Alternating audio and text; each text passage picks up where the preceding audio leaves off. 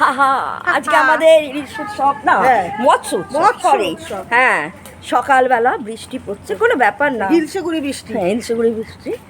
এখন আমরা আমাদের মানে হাঁটা চলা হাসাহাসি থামাইনি, ফেল হয়ে যাবে। হ্যাঁ, আমরা ফেল যাবে। কাল রাতে মুষলধারে বৃষ্টি হয়েছে, শুনলাম নাকি কলকাতাতেও খুব বৃষ্টি হচ্ছে। সকালে ঘুম থেকে উঠে দেখলাম যে ভালোই বৃষ্টি পড়ছে।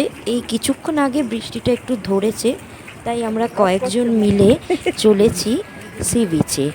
এই আমাদের লাম ম্যাকাও হোটেল থেকে হাঁটা পথে 5 মিনিট লাগবে, কারণ এরপরে আমাদের মেন যে উৎসব, মৎস্য উৎসব, সেটা শুরু হয়ে যাবে। তার আগে একটু বিচটা ঘুরে আসতে যাচ্ছি আমরা, কারণ কালকে তো আর বিচে যাওয়া হয়নি। তাই 14 সালে একবার আমি তাজপুর এসেছিলাম, অনেক পুরনো কথা, ছিলাম মল্লিকা রিসোর্টে। তারপরে এত বছর পর আসছি, অনেকটাই পরিবর্তন হয়ে গেছে। এই এসে গেছি আমরা, আর দূর থেকে যতদূর চোখ যাচ্ছে বিচের ধারে অসংখ্য দোকান হয়ে গেছে। এই যে এই রাস্তাটা দিয়ে আমরা নামলাম,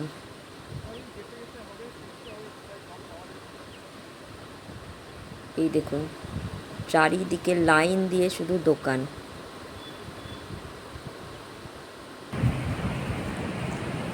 এগুলো ছিল না, এগুলোই নতুন। পরপর খাবারের দোকান।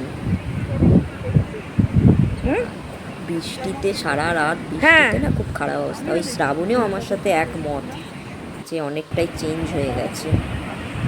এই হচ্ছে সি বিচ। এখন ভাটা চলছে, সমুদ্র অনেকটা দূরে।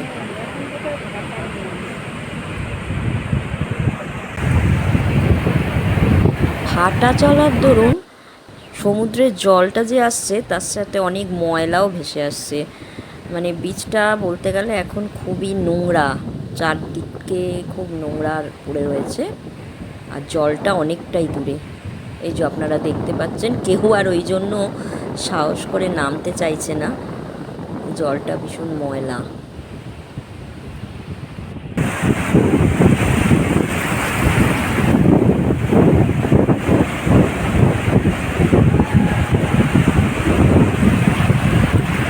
জোয়ার এলে ওই যে দেখলেন দোকানগুলো রয়েছে, ওই অবধি কিন্তু জল চলে যায়।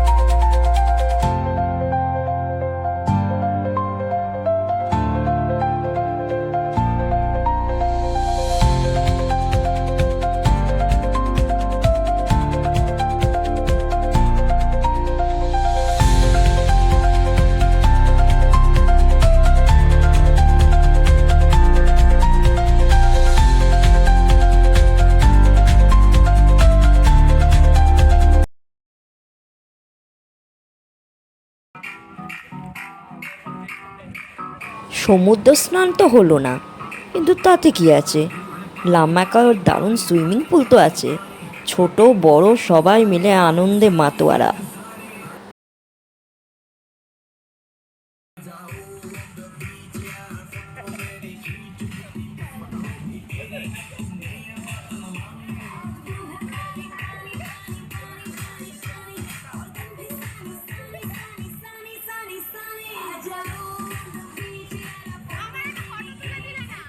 ভিডিও তুলছি।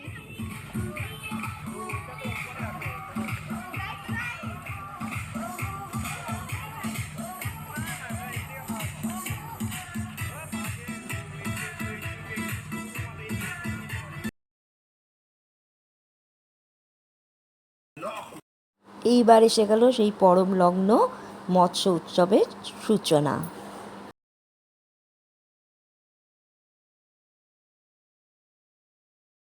বারোটা, 12:30টার মধ্যে সবাইকে রিসেপশনে আসতে বলা হয়েছিল। প্রতি বছরই আমরা বন্ধুর গ্রুপের তরফ থেকে একটা ড্রেস কোড থাকে, এবারে ছিল সবুজের ছোঁয়া। মিষ্টি অন্বেষা আমার বরকে প্রথমে চন্দনের ফোঁটা পরিয়ে বরণ করে নিল।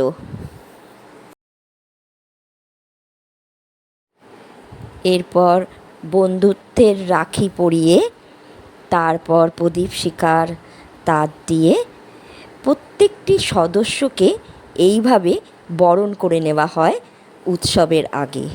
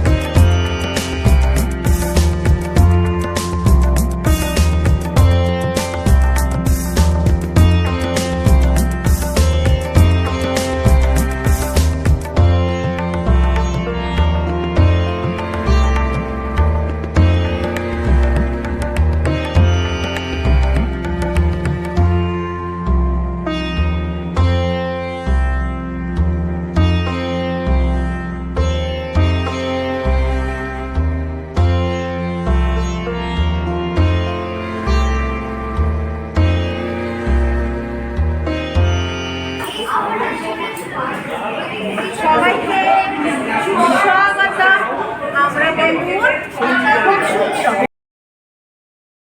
এই ছিল মৎস্যোৎসবের লাঞ্চ, ইভিনিং স্ন্যাক্স ও ডিনারের মেনু। আর ছিল কুপন। এই কুপনটা নির্দিষ্ট করা ছিল মাছের কটা পিস নেওয়া যেতে পারে।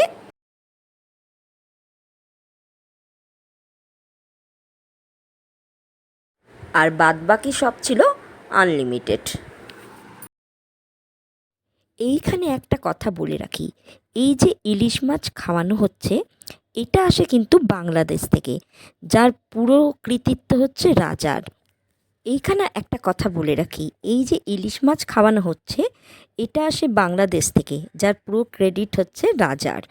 এই ইলিশ আনার জন্য প্রথমে বাংলাদেশের হাই কমিশনে টাকা জমা দিতে হয়, তারপর পারমিশন করাতে হয়। তারপর গাড়ি নিয়ে মানে রাজা নিজে ড্রাইভ করে মাঝরাতে পৌঁছায় বাংলাদেশের বর্ডারের পেট্রাপোলে।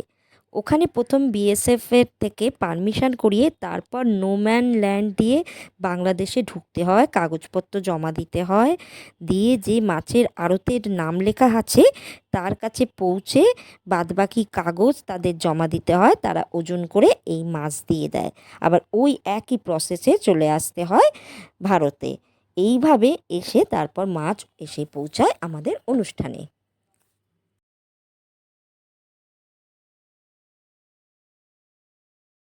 ভাবুন কত খাটুনির কাজ, তারপরেও রাজা এসে দাঁড়িয়ে তদারকি করে খাওয়া দাওয়া, তারপর আবার সন্ধেবেলা অনুষ্ঠান আছে, সেখানে ও নিজে পার্টিসিপেট করবে, মানে গান গাইবে, মানে সাংঘাতিক এনার্জি। কর্ণধার, হ্যাঁ বলো তোমরা কিছু। এটা তোমাদের সপ্তম বর্ষ। সপ্তম বর্ষে আমাদের আমরা বন্ধু রিলিজ উৎসবে সবাইকে স্বাগত। এখন শুরু হচ্ছে আমাদের লাঞ্চ মেনু, এখানে রয়েছে ডিসপ্লে করা। আশা করি সবাই খুব আনন্দ করছে। এবং আমাদের সবথেকে বড় ব্যাপার যে ইলিশ উৎসবটা শেষ হয়ে যাওয়ার পর আবার আমাদের অনুষ্ঠান শুরু হবে বিকেল 6টা থেকে, এবং সেটা সাংস্কৃতিক অনুষ্ঠান। ওখানে আরও অনেক মজা আছে, আপনারা দেখতে থাকুন আর সাথে থাকুন। দারুণ ব্যাপার। সেই জন্য বাদ না আমার ভিডিও।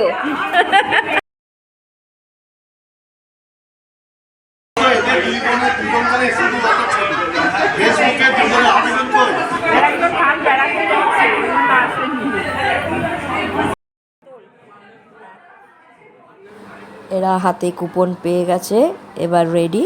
চলুন একবার চোখ বুলিয়ে আসি লাঞ্চে কি কি মেনু আছে। এই গ্রিন স্যালাড, স্টিম রাইস, এটা ডাল,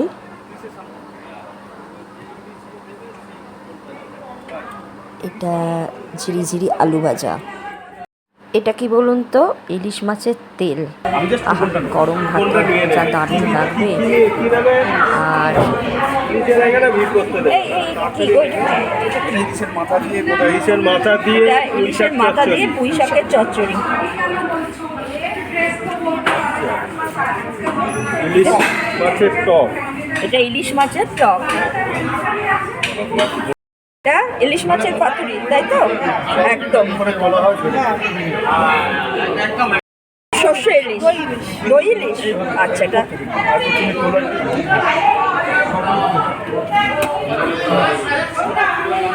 চিংড়ি মাছ। এটা হচ্ছে চিংড়ি মাছের মালাইকারি, আর পাশে পাবদা, তাই তো? এটা পাবদা, এটা সর্ষে পাবদা।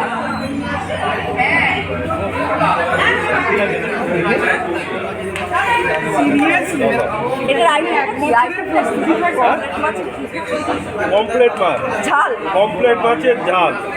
ঝাল না, দো পেঁয়াজা বোধ হয়। পাতুরি না, মশালা, রাইট। এটা হচ্ছে পমফ্রেট মশালা। আর ছিল চাটনি, পাঁপড় আর মিষ্টি। আর প্রত্যেকটা রান্না ছিল অসাধারণ, কোনো কথা হবে না, সবার মুখে তাই এত হাসি।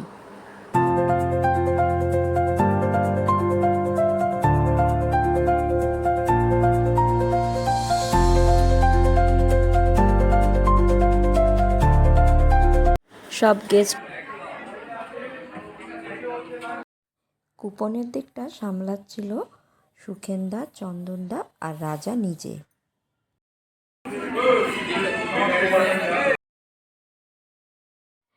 প্রত্যেকের মুখে শুধু একটাই কথা ছিল যে প্রত্যেকটা রান্না হয়েছিল ভীষণ ভালো।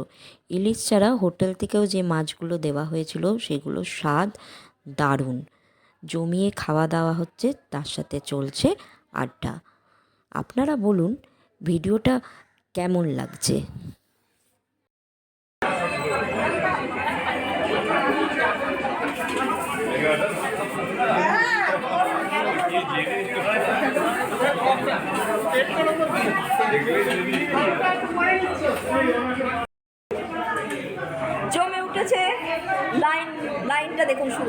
লাইন পড়ে গেছে, নিচ্ছি এই তো হাতে। দেখো দাদার পেছনে, দাদার পেছনে আমি যাচ্ছি।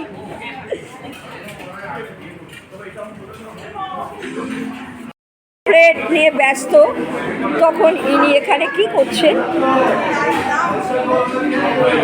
কবিতা লিখছেন।